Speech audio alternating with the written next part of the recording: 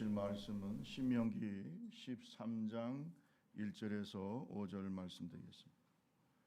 신명기 13장 1절에서 5절입니다.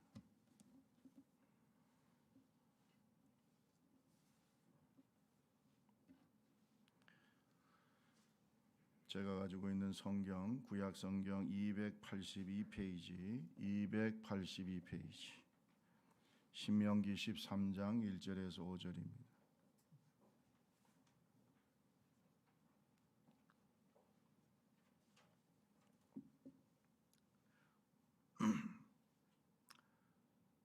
너희 중에 선지자나 꿈꾸는 자가 일어나서 이적과 기사를 내게 보이고 그가 내게 말한 이 기사가 이루어지고 너희가 알지 못하던 다른 신들을 우리가 따라 섬기자고 말할지라도 너는 그 선지자나 꿈꾸는 자의 말을 청종하지 말라. 이는 너희 하나님 여호와께서 너희가 마음을 다하고 뜻을 다하여 너희 하나님 여호와를 사랑하는 여부를 알려하사 너희를 시험하심이니라. 너희는 너희 하나님 여호와를 따르며 그를 경외하며 그의 명령을 지키며 그의 목소리를 청종하며 그를 섬기며 그를 의지하며 같이 읽습니다. 그런 선지자나 꿈꾸는 자는 죽이라. 이는 그가 너희에게 너희를 애굽 땅에서 인도해 내시며 종되었던 집에서 속량하신 너희 하나님 여호와를 배반하게 하려 하며 너희 하나님 여호와께서 내게 행하라 명령하신 도에서 너를 꿰어내려고 말하였음이라. 너는 이같이 하여 너희 중에서 악을 제할지니라. 아멘.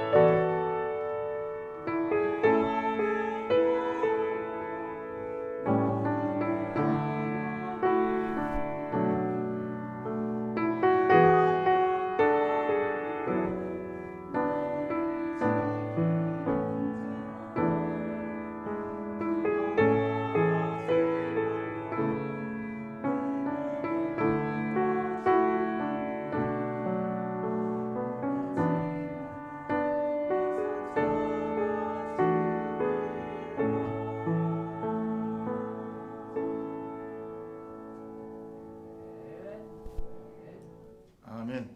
감사합니다. 우리 옆 사람 뒷사람 앞사람 인사합니다.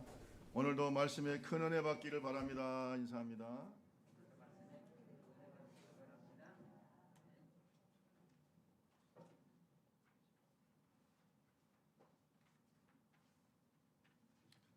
말씀 듣기 전에 어제 재직 세미나 때 은혜로 찬송이 있어서 우리 말씀 듣기 전에 같이 한번 불러보고 은혜 가운데 말씀 듣기를 원합니다.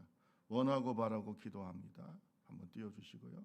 같이 한번 찬송 한번 더 하고 말씀 듣겠습니다. 원하고 바라고 기도합니다.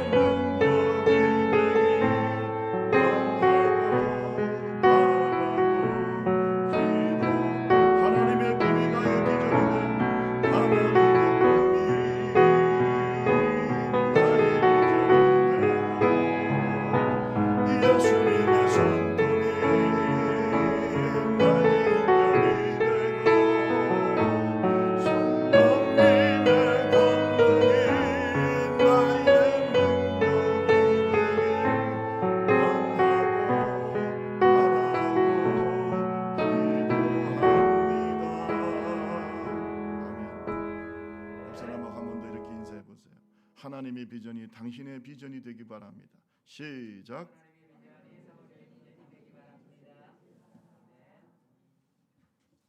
원하고 바라고 기도합니다. 인간은 심리학적이고 사회적이고 또 정신적 존재 이렇게 얘기하죠.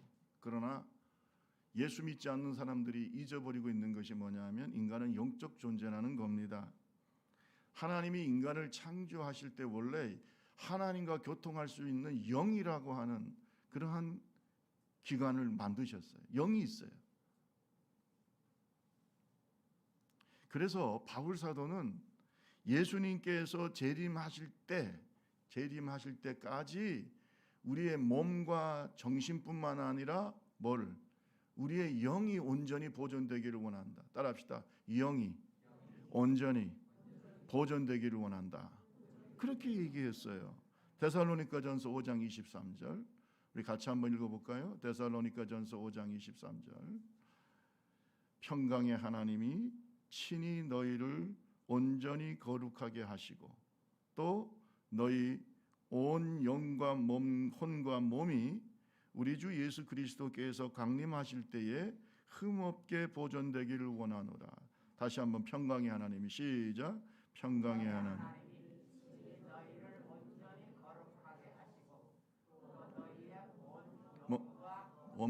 몸이 우리 주 예수 그리스도께서 강림하실 때에 흠없게 보존되기를 원함. 영과 혼과 몸, 영과 혼과 몸이 예수님이 재림하실 때까지 온전히 보존되기 원하는데, 인간이 영적 존재라는 거예요. 네 영이 거룩해야 된다. 영이 하나님의 영의 지배를 받고 하나님의 영의 통치를 받고 네 영이 하나님과 교통하는 자가 돼야 돼요. 그런데 여러분, 성령만 있는 게 아니잖아요. 우리의 영이 하나님과도 교통할 수 있지만 짰지 잘못하면 세상의 영, 악령, 사탄의 영과도 교통할 수가 있어요.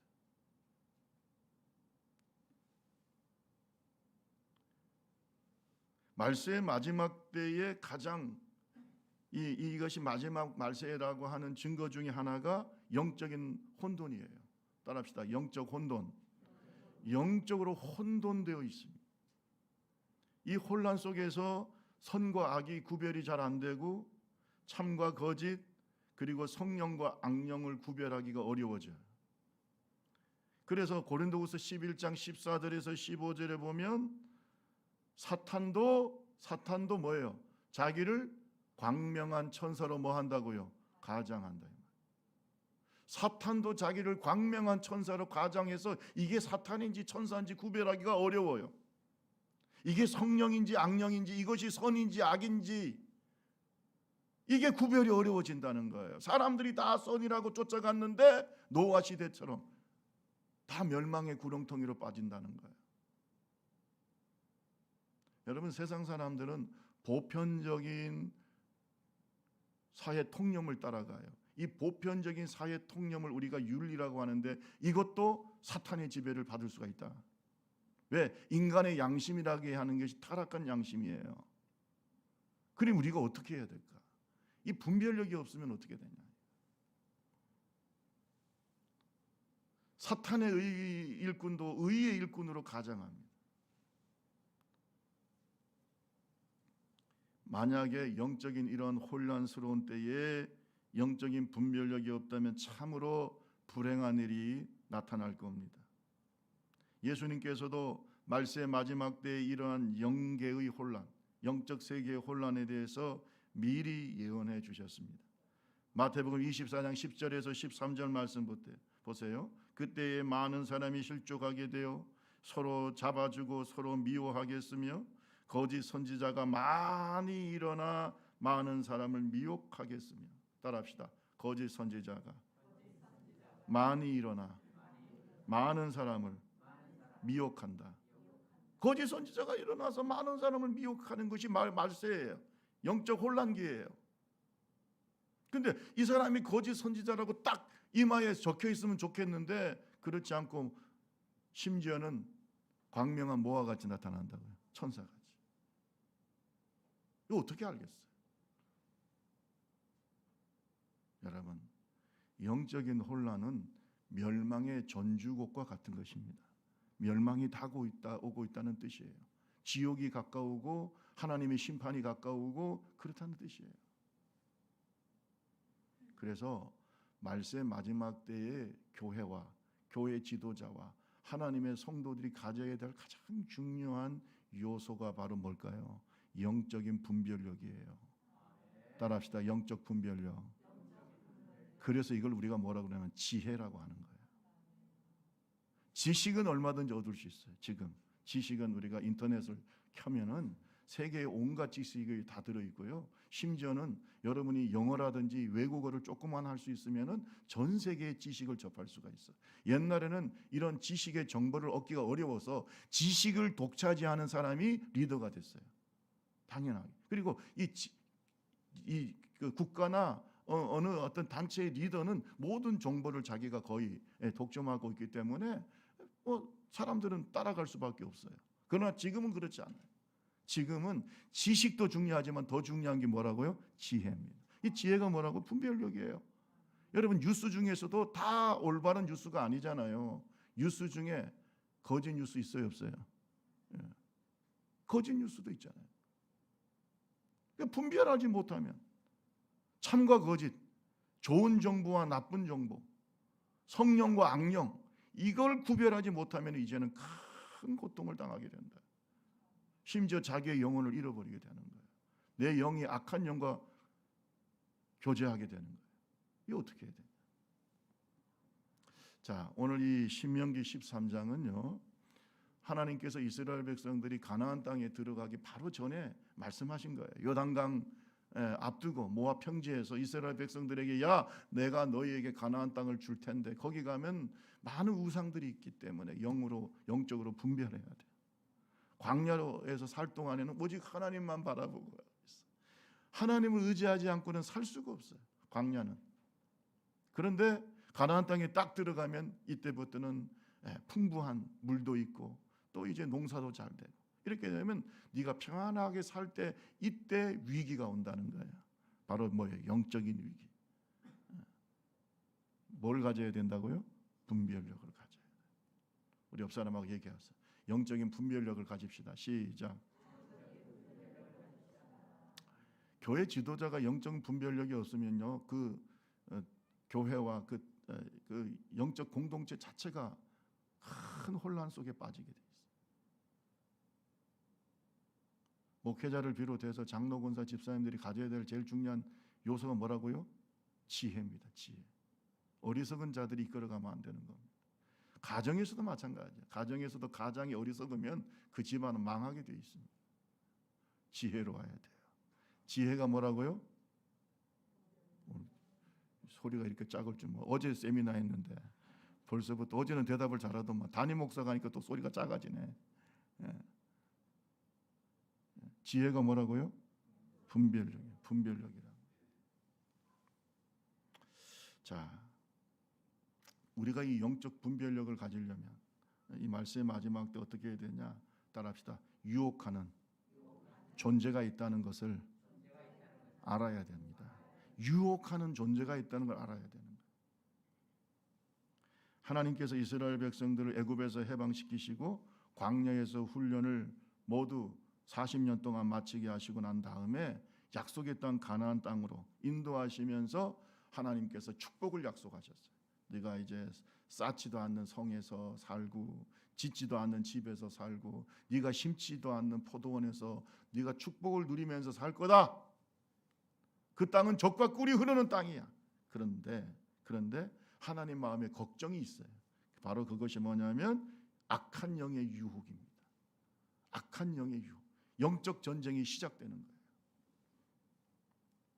자, 우리 한번 13장 1절에서 3절을 한번 읽어볼까요? 13장 1절에서 3절. 자, 1절을 제가 읽겠습니다. 너희 중에 선지자나 꿈꾸는 자가 일어나서 이적과 기사를 내게 보이고 시작. 그가 내게 말한 그 이적과 기사가 이루어지고 너희가 알지 못하던 다른 신들을 우리가 따라 섬기자고 말할지라도 너는 그 선지자나 꿈꾸는 자의 말을 청정하지 말라.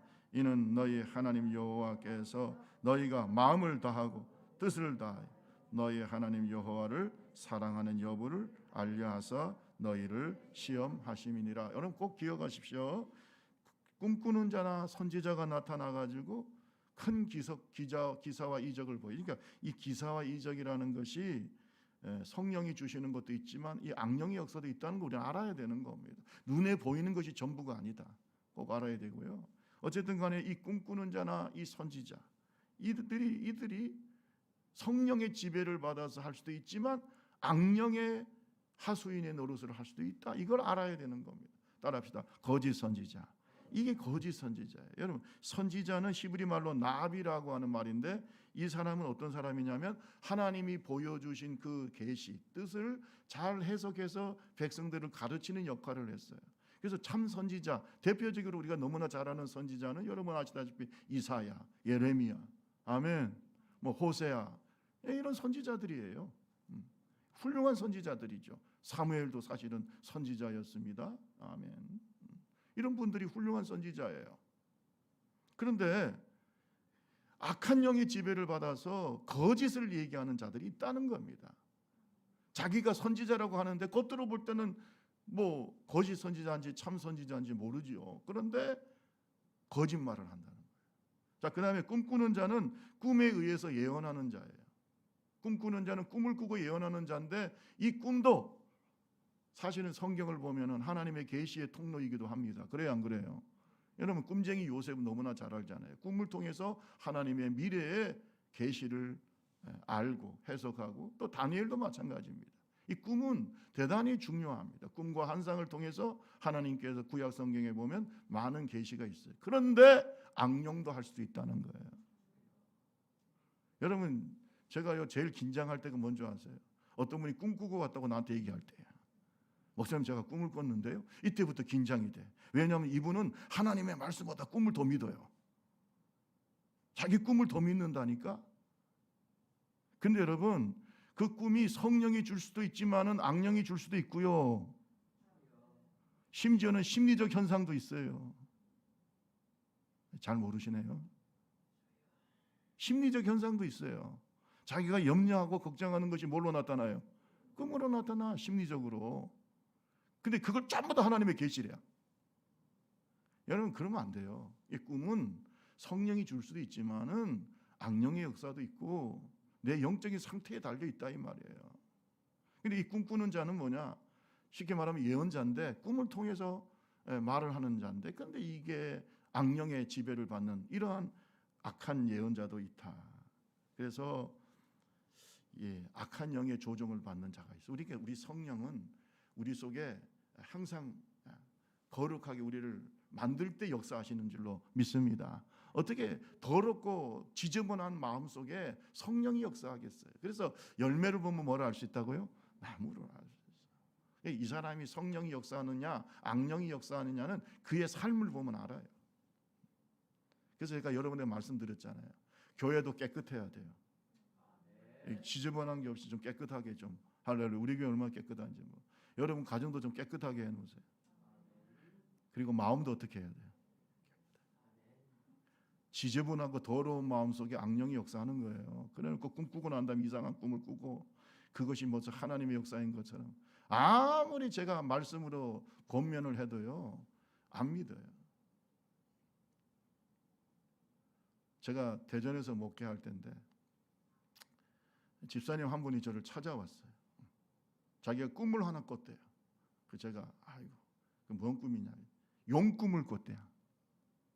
자기가 누런 용하고 안고 댄스를 했대요. 누런 용을 안고 댄스를 쳤대요. 잊어지지도 않아요. 그래서 내가 그러냐? 근데 어떻게 생각하냐 그랬더니 자기는 이게 좋은 꿈이라네. 집사님이 하는 소리가 용 꿈을 꿨는데 그것도 용하고 아주 뭐 댄스를 쳤는데 그것이 자기는 좋은 꿈이랴. 내가 그랬어. 집사님 조심하세요. 성경에 보면 용은 뭐예요? 사탄이야, 사탄. 조심하시고 시험에 들지 않게 하시라고. 근데 임신을 했어요. 좋은 일이죠. 근데 또 왔어요. 유산하겠대요. 아니 아기를 유산하겠대. 자기가 임신을 했는데 좀 키울 형편이 못 된대요. 집사님이 돼가지고. 그래서 내가 이게 큰 시험거리인 거예요. 임신을 했는데 기쁘지가 않는 거예요. 그러면 자기가 그냥 그렇게 하든 말든 자기가 아무도 모르게 하던가. 왜 목사 찾아와가지고 유산을 할까요 말까요? 여러분 목사님 찾아와서 유산할까요 말까요 하면 목사님은 뭐라고 할까요? 왜 그런 소리를 들으려고 왔을까요? 그래서 내가 그랬어요. 하나님이 키우실 테니까 잘 키워보라고. 뭐 부정적인 관계도 아니고 건전한 가족 관계 속에서 남녀가 결혼해서 아기 낳는데 이건 하나님의 축복이니까 낳으라고 했더니 또 말도 안 들어요. 참 말 안 들어요. 여러분 이게 순종한다는 게 쉬운 게 아닌가 봐요. 그래가지고 결국은 유산을 했어요. 그리고 난 다음에 교회를 안 나와요. 용꿈을 본 그대로 분명히 시험에 든다 조심하라고 했는데 자기는 좋은 꿈이라네 뭐 어쩌고 저쩌고. 그러면서 또 혼자서만 생각하면 좋은데 또 이 말도 많은 집사라서 그냥 그 교회 온 교회 다니면서 용꿈 꿔서 좋은 꿈 꿨다고. 아우, 그냥 옆 사람하고 얘기하세요. 영을 분별합시다. 시작. 제발 좀. 지혜가 없으면 안 됩니다.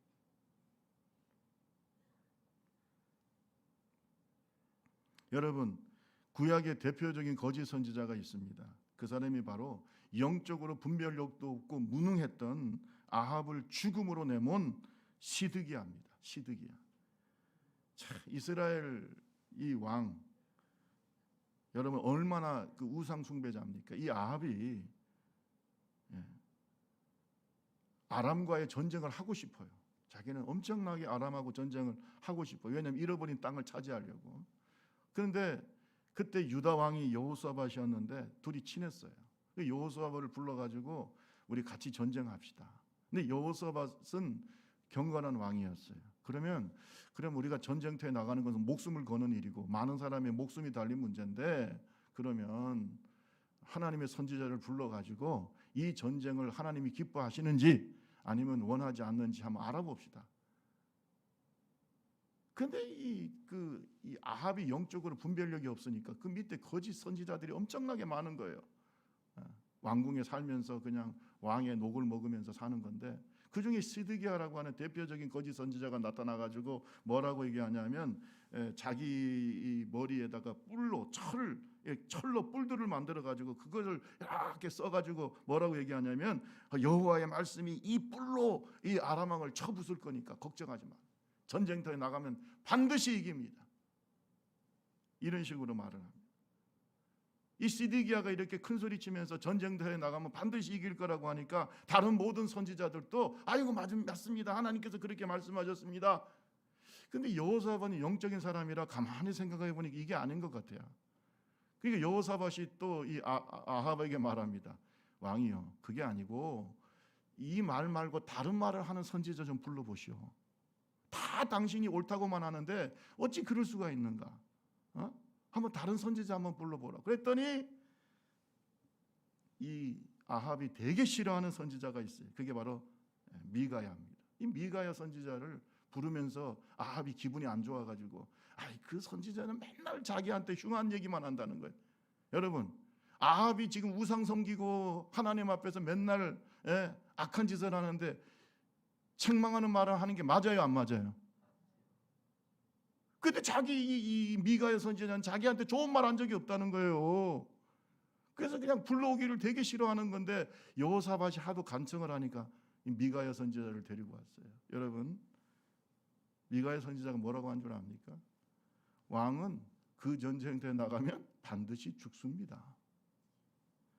열왕기상 22장 23절에 보면 이 악한 영이 어떻게 역사하는가가 나타나요. 열왕기상 22장 23절에 보면 이제 여호와께서, 자 한번 읽어볼까? 23절 시작.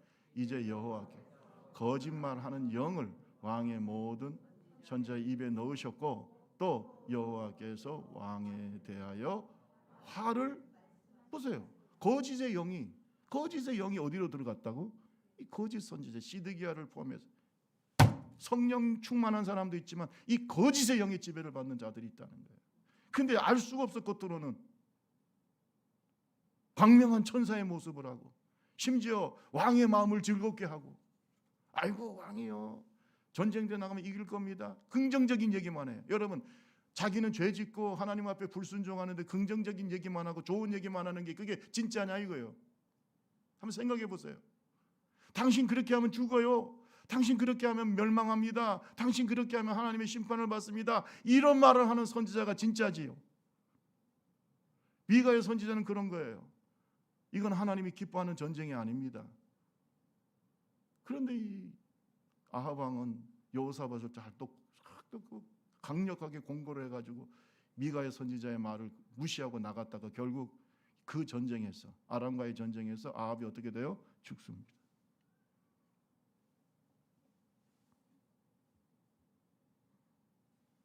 여러분, 지금 우리 주변에 거짓 선지자들이 많아요. 거짓 선지자들의 입에는, 그 마음에는 누가 역사한다고요? 거짓의 영이 역사한다. 따라합시다. 거짓말하는 영. 여러분, 거짓말하는 영이 역사하는 사람들이 있어요. 입만 열면 거짓말을. 여러분, 그 거짓말을 진리처럼 말합니다. 그리고 영적인 소경들, 맹인들을 유혹합니다. 성경의 경고의 말씀도 있지만 우리 옛말에도 있잖아요. 적을 알고 나를 알면 백전불태다. 여러분, 우리가 이 악한 영도 알아야 되는 겁니다. 따라합시다. 거짓의 영이 있다. 이 거짓의 영이 있다는 걸 알아야 됩니다. 이걸 알아야 되는 것입니다. 이단과 싸우다가 돌아가신 탁명한 소장의 아들 탁지원 현대종교연구소 소장이 있어요. 이분이 한국의 이단에 대해서 말할 때 이런 말을 해요. 한국에는요, 이단의 수가 좋게 수백 개가 넘는다는 거예요. 수백 개의 이단이 있다는 거예요. 근데 이 이단의 뿌리를 보면 일제시대 때부터 있다는 거예요. 일제시대 때부터 연결된 이단들이 우리나라에 수백 개가 있어요. 그 중에 여러분 너무나 잘 아는 대표적으로 신천지라든지 구원파라든지 JMS라든지 하나님의 교회, 안산홍, 하나님의 교회, 이런 것들이 있습니다. 그런데 여러분, 놀랍게도 이 사이비 종교의 숫자가 미국, 중국이 가장 많지만 인구 대비로 볼 때는요, 한국이 세계에서 제일 많대요. 우리 대한민국이 얼마나 영적으로 혼란한 사회인가를 알아야 되는 거예요. 우리 기독교 인구도 많지만 인구 대비로 볼 때 이 이단의 숫자도 많다, 안 많다? 많다.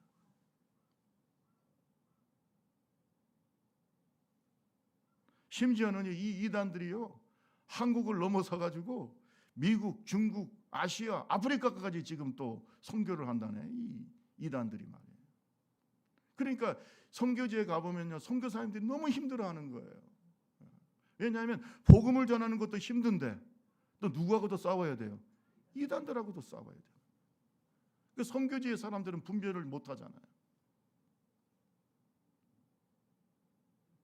여러분, 우리의 영혼을 도둑질하는 이 영적인 도둑이 있다는 걸 아셔야 됩니다.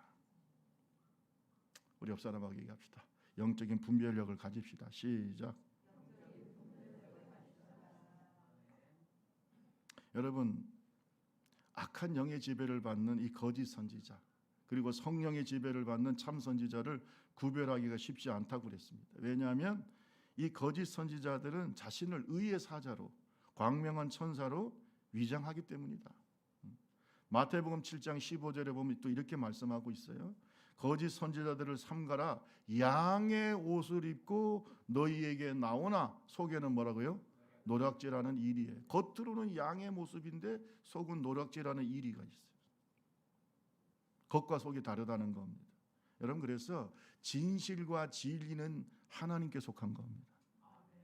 거짓은 마귀에게 속한 거예요. 사람은 그 사람이 능력이 많냐 적냐보다 더 중요한 건 안팎이 같아야 돼요. 속과 겉이 같아야 돼요. 따라합시다. 진실해야 된다. 진실해야 돼요. 하나님 앞에 충성을 다하더라도 진실해야 돼요. 시작과 끝이 같아야 돼요. 예수로 시작해서 예수로 마쳐야 돼요.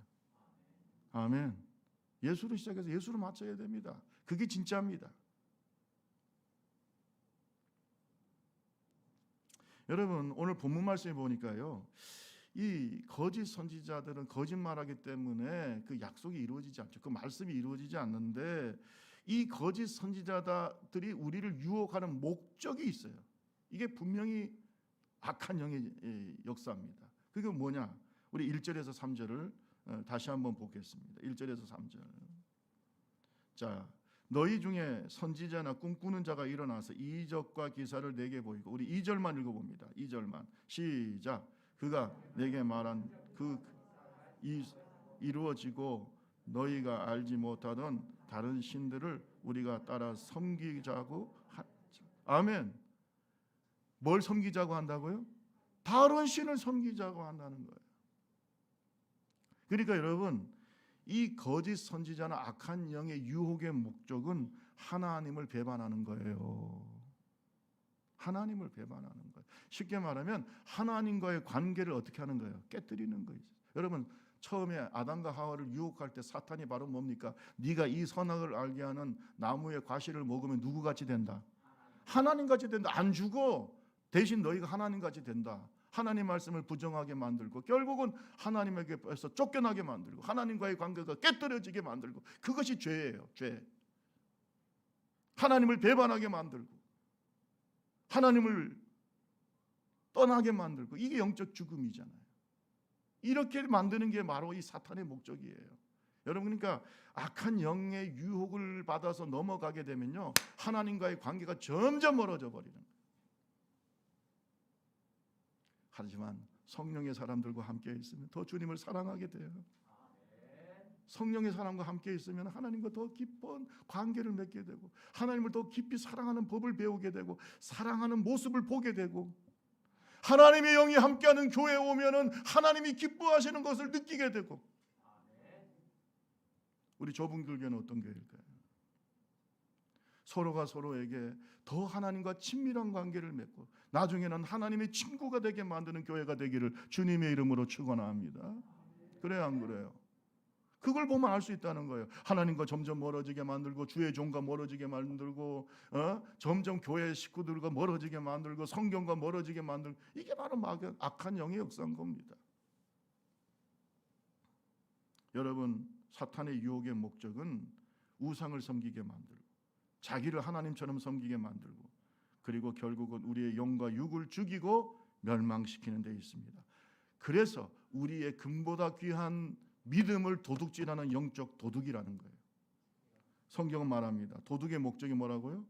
요한복음 10장 10절. 도둑의 목적이 뭐예요? 같이 한번 읽어봐요.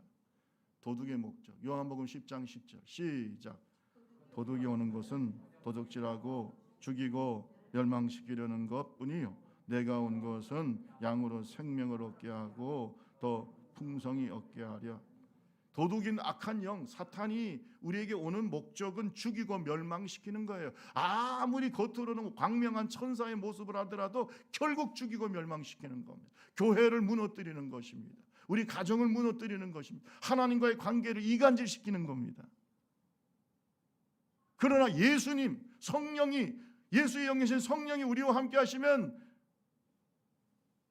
생명을 얻게 합니다. 더 풍성한 축복의 삶을 살게 하는 거예요. 목적이 다른 거예요. 성령의 사람과 교제하세요. 성령의 사람과 교제하라고요. 그 사람이 보면은 자꾸 뭔가 모르게 하나님과 멀어지게 만드는 말을 하거나 행동을 하게 되면 예수 이름으로 물리쳐 버리라. 그 사람 따라가다가는 어떻게 돼? 죽고 멸망하는 거예요. 그 다음에 오늘 본문 말씀에 가만히 보니까요, 하나님께서 이렇게 사탄이 유혹할 때 어떤 때는 내버려 둘 때가 있어요. 왜 그럴까요? 우리의 영적 수준을 테스트하기 위해서다. 3절 다시 한번 읽어보세요. 3절 다시 한번 읽어볼까요? 시작. 너는 그 선지자나 꿈꾸는 자의 말을 청종하지 말. 이는 너희 하나님 여호와께서 너희가 마음을 다하고 뜻을 다해 너희 하나님 여호와를 사랑하는 여부를 알려하사 너희를 시험. 욥을 사탄이 시험할 때 하나님께서 어떻게 했어요? 그래, 내버려 둔 거예요. 그래, 한번 시험해봐. 그 목적이 뭡니까? 욥이 진짜 하나님을 사랑하는 건 넌 봐봐라. 욥을 사탄이 시험하려 할 때 뭐라고 했어요? 아유, 하나님, 욥에게 하나님은 다 주셨잖아요. 자녀의 복도 주시고 사업의 복도 주시고 건강의 복도 주시고. 아니, 이렇게 복 다 줘버리면은 하나님 사랑하지 않을 자가 어디 있겠나고. 하나님께서 그래? 그러면 내 종 욥을 네가 한번 시험해봐. 이게 바로 하나님이 우리에게 이 시험, 유혹을 허락하시는 이유입니다. 근데 다 가져갔잖아요. 그죠? 자녀도 가져가고 10명의 자녀가 다 죽고 건강도 뺏어가고 재산도 뺏어가고 다 가져갔지만 욥은 하나님을 떠났어요, 안 떠났어요? 하나님께서 기분이 좋으셔가지고 사탄한테 내 종 욥을 유의하여 보았느냐? 하나님을 사랑하는 자, 마음을 다하고 목숨을 다하고 뜻을 다하고 힘을 다해서 진심으로 전인격적으로 하나님을 사랑하는 자는 사탄이 이길 수가 없어요. 그 진실함을 주님이 테스트하시는 거예요. 진실함을 테스트하는 거예요. 진실함을 테스트하는 거예요. 이게 기복신앙과 아닌 신앙의 차이인 거예요. 기복신앙은 하나님을 도구로 쓰지만 진짜 신앙은 하나님이 목적인 거예요. 하나님이 목적이에요. 하나님과 교제하고 하나님과 함께 사는 게 목적이에요. 그냥 하나님이 사랑스럽고 좋은 거예요. 아멘. 여러분, 마음을 다하고 목숨을 다하고 뜻을 다하고 힘을 다하여 하나님 사랑합시다. 그걸 하나님이 시험하신다니까요. 네 영적 실력을 테스트하는 거예요. 우리 옆 사람하고 얘기합시다. 시험은 통과해야 됩니다. 시작. 시험을 치라고 했으면 어떻게 해야 돼요? 무조건 통과를 해야지. 시험은 방법은 간단해요. 하나님 사랑하는 거예요. 사랑해. 진심으로. 여러분, 신앙생활을 헛되게 하지 마시고 하루하루 주님을 사랑하고 그 동행하고 하나님의 친구가 됩시다.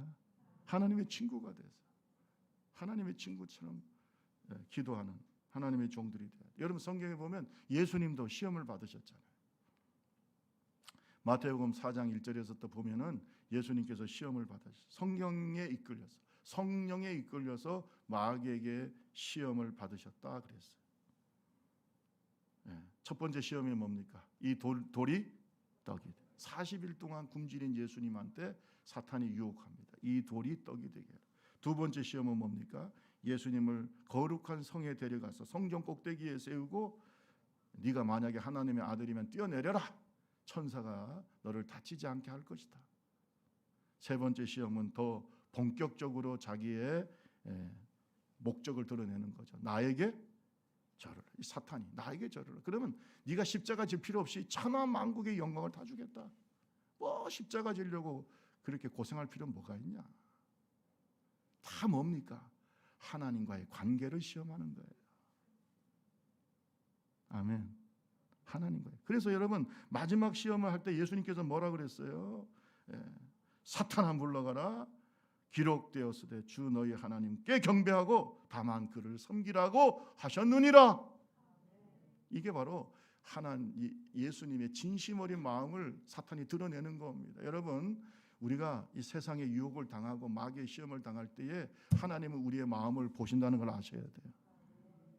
네 마음이 어떠냐? 네가 진짜냐 가짜냐? 네가 정말로 외식하는 신앙이냐 진짜 신앙이냐? 이게 바로 하나님께서 우리에게 시험을 허락하시는 이유입니다. 그러니까 우리가 유혹을 당하고 시험을 당할 때 어떻게 해야 돼요? 사탄아 올라가라. 물리쳐야 되는 거예요. 우리 13장 5절 보세요. 자, 신명기 13장 5절 다 같이 한번 읽어봅시다. 시작. 그런 선지자나 꿈꾸는 자는 어떻게 하라고요? 죽이라는 거예요. 이는 그가 너희를 애굽 땅에서 인도하여 내시며 종되었던 집에서 속량하신 너희의 하나님 여호와를 배반하게 하려 하며 너희의 하나님 여호와께서 내게 행하라 명령하신 도에서 너를 꿰어내려고 말하였음이라. 너는 이같이 하여 너희 중에서 뭘 제거하라? 악을 제할지니라. 악을 제하라. 여러분, 사탄의 유혹을 예수님처럼 단호하게 물리치시기 바랍니다. 받아들이면 안 되는 거예요. 야고보서 4장 7절에도 보면 우리는 하나님께 복종해야 되지만 마귀를 대적하라. 그리하면 너희를 피하리라. 따라합시다. 마귀를 어떻게 하라고요? 대적해. 심지어 성경 말씀에 보면 뭐라고 얘기하고 있어요?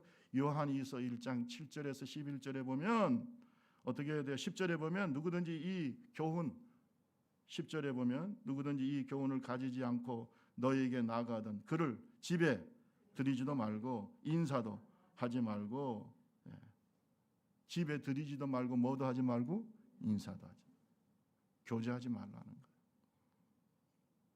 옛날에 어떤 장로님이 이렇게 이제 따뜻한 봄날에 밖에 이제 옛날에 이렇게 마루가 있잖아요. 거기 앉아서 이렇게 이제 휴식을 취하고 있는데